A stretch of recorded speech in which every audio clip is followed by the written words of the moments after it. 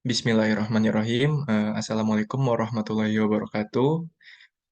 Sebelumnya terima kasih kepada Ibu Dr. Ida Faridah MPD selaku dosen mata kuliah evaluasi pembelajaran kimia. Di sini kami kelompok 1 ingin mempresentasikan LKS non-eksperimen yang beranggotakan di sini itu ada 4 orang. Yang pertama itu ada Atta Larissa Sukmawan, itu saya sendiri. Lalu yang kedua ada Danisa Jihan Agustina. Yang ketiga ada Dita Dwi Syafrina. Lalu yang terakhir itu ada Umi Kulsum. Langsung saja untuk ke pemateri yang pertama itu, buat dipersilahkan. Baik, di sini kelompok 1 mendapatkan materi sifat koligatif larutan untuk kelas 12. Nah, jenis LKS-nya yaitu LKS non-eksperimen berbasis saintifik. Kemudian di sini ada dua kompetensi inti yaitu KI3 dan KI4. Kemudian kompetensi dasar dari LKS ini yaitu yang pertama 3.1 menganalisis fenomena sifat koligatif larutan atau penurunan tekanan uap jenuh, kenaikan titik didih, penurunan titik beku, dan tekanan osmosis.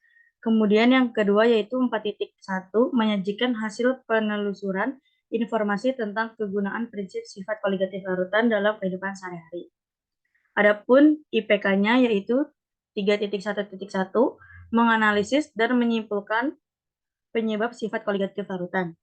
Yang kedua, 3.1.2 menganalisis perbedaan sifat koligatif larutan elektrolit dan larutan non-elektrolit. Yang selanjutnya, 4.1.1 memahami manfaat sifat koligatif dalam kehidupan sehari-hari. Adapun tujuan pembelajarannya yaitu yang pertama, siswa dapat menguraikan perbedaan sifat koligatif larutan elektrolit dan larutan non-elektrolit. Kemudian yang kedua, siswa dapat menjelaskan penyebab sifat koligatif larutan.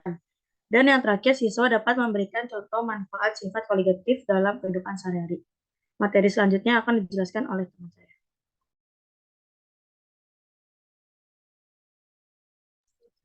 Baik, terima kasih. Di sini saya akan menjelaskan materi selanjutnya.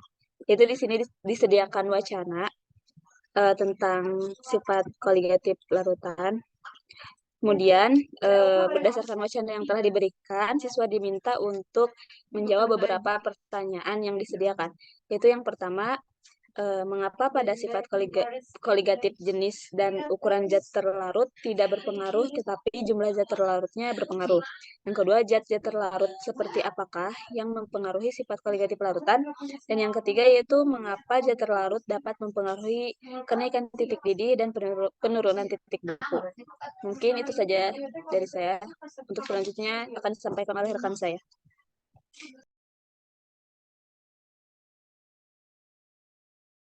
Baik, untuk selanjutnya adalah siswa diperintahkan untuk melengkapi tabel berdasarkan informasi yang dapat dicari melalui buku ataupun internet. Nah, apabila siswa telah mengisi tabel tersebut, siswa juga diberikan pertanyaan, yaitu bagaimanakah peristiwa terjadinya sifat koligatif larutan. Kemudian setelah siswa memahami materi tentang sifat koligatif larutan, siswa diberikan 5 pertanyaan yang dimana yang pertama itu mengapa kenaikan titik didih dan penurunan tekanan uap berhubungan berlawanan. Lalu yang kedua, apa yang mempengaruhi penurunan tekanan uap? Yang ketiga, jelaskan faktor-faktor yang mempengaruhi kenaikan titik didih.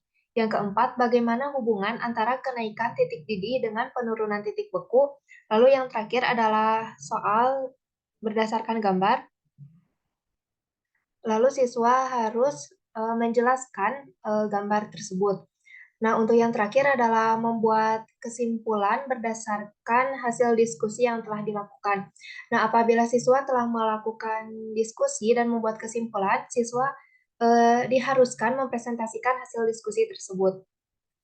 Mungkin cukup sekian untuk selanjutnya.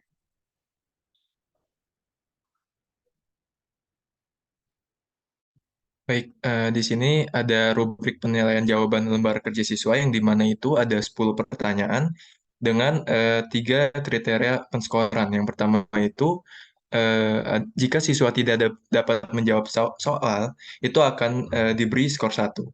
Lalu jika siswa dapat menjawab soal dengan benar namun tidak disertai dengan penjelasan teori, itu akan diberi skor yang bernilai 3. Lalu, jika siswa dapat menjawab soal dengan benar disertai dengan penjelasan teori, itu siswa akan diberi skor yang berjumlah 5. Boleh di next. Lalu di sini ada rubrik penilaian diskusi kelompok yang dimana ada 2 aspek yang dinilai. Yang pertama itu aspek mengajukan pertanyaan, di mana di sini kita mempunyai 4 penskoran dan yang paling tertinggi itu skor 4 atau skor maksimal. Nah, skor 4 ini jika siswa mampu mengajukan pertanyaan sesuai dengan materi yang dibahas dan dengan bahasa yang baik. Lalu, jika siswa mampu mengajukan pertanyaan sesuai dengan materi yang dibahas, siswa akan diberi skor 3. Lalu jika siswa mampu mengajukan pertanyaan tapi tidak sesuai dengan materi yang dibahas, itu akan diberi skor 2. Lalu jika siswa tidak mampu mengajukan pertanyaan, itu akan diberi skor 1. Lalu untuk aspek yang dinilai kedua itu adalah argumen yang dikemukakan dengan teknik pengskoran yang sama dari aspek yang pertama. Boleh di next. Lalu di sini ada rubrik penilaian presentasi kelompok yang dimana itu berjumlah 6 aspek yang dinilai. Yang pertama itu aspek kerjasama sesama anggota kelompok. Di sini ada 3 teknik pengskoran. Yang pertama itu sangat individual, hanya menjalin kerjasama dengan satu orang yang sama, itu akan diberi skor 1. Lalu jika siswa mau berbagi tugas, satu siswa mengajari 2 temannya, itu akan diberi skor 2. Lalu jika menjadi fasilitator bagi kelompoknya dan teman sekelasnya, itu akan diberi skor 3. Mungkin sekian dari saya yang bisa saya paparkan. Dan di sini kelompok 1 sekian mempresentasikan tentang LKS non-eksperimen. Mohon maaf bila ada kesalahan. Wassalamualaikum warahmatullahi wabarakatuh.